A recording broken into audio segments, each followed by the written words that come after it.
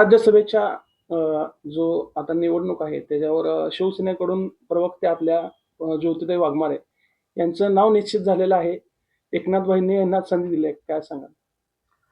आज शिवसेना पक्षाकडून शिवसेनेचे मुख्य नेते, सर्वसामान्यांचे कैवारी, तुम्हा सगळ्यांना माहीत आहे, ज्यांचा आवाज संपूर्ण महाराष्ट्रात नाहीतर भारतात आज घुमतोय, असे एकनाथजी शिंदे साहेब यांनी ज्योतिताई वाघमारे, जे दलित समाजातनं सोलापूर शहरामध्ये एक सुशिक्षित महिला म्हणून, ज्या डॉक्टर आहेत, प्राध्यापिका आहेत, त्यांनी शून्यातनं त्यांच्या सामाजिक कार्याची सुरुवात केली.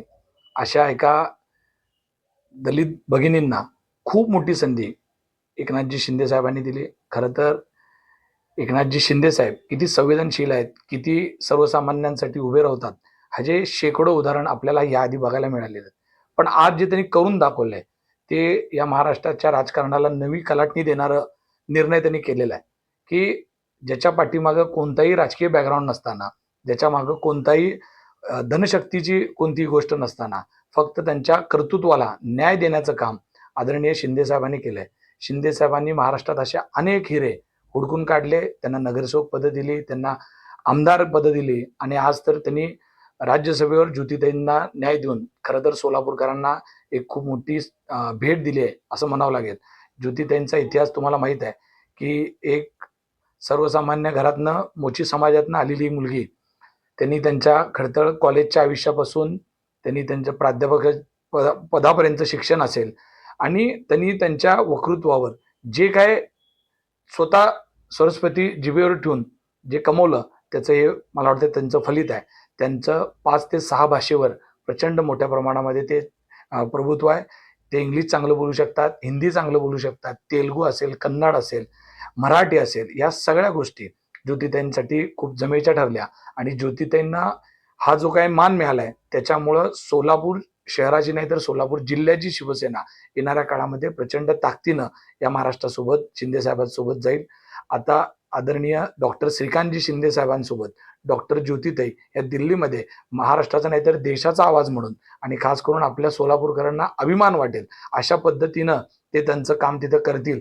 आणि एक सोलापूरचा आवाज जो कायम दिल्लीमध्ये असायचा, तिथं आज एका मोची समाजाच्या भगिनींचा आवाज या राज्यसभेच्या सभागृहामध्ये गुंजेल, आणि सर्वसामान्य माणसाला न्याय देण्यासाठी ते काम करतील.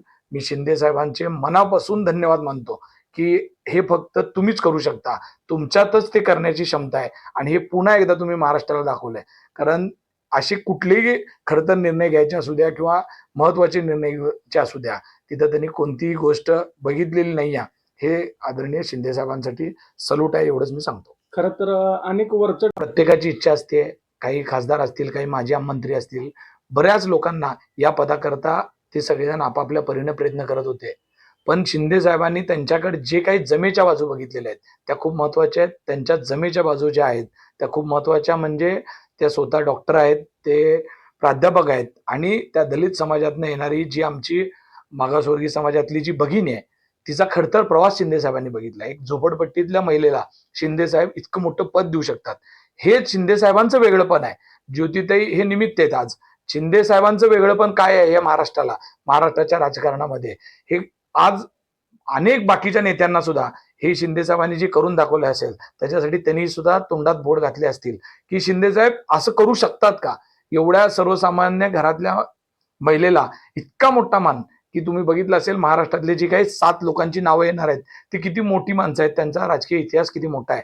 त्याबरोबर त्या उंचीला ज्योतिताईंना नेऊन पोहोचवलेला आहे. आणि ज्योतिताई ही बाबासाहेबांची, शिवाजी महाराजांच्या विचारांना प्रेरित असलेली आमच्या चळवळीतली भगिनी आहे. ही नक्कीच महाराष्ट्राचं नाव रोशन करेल असा मला विश्वास आहे. लाईक करा, कमेंट करा, आणि हो सबस्क्राईब करायला विसरू नका.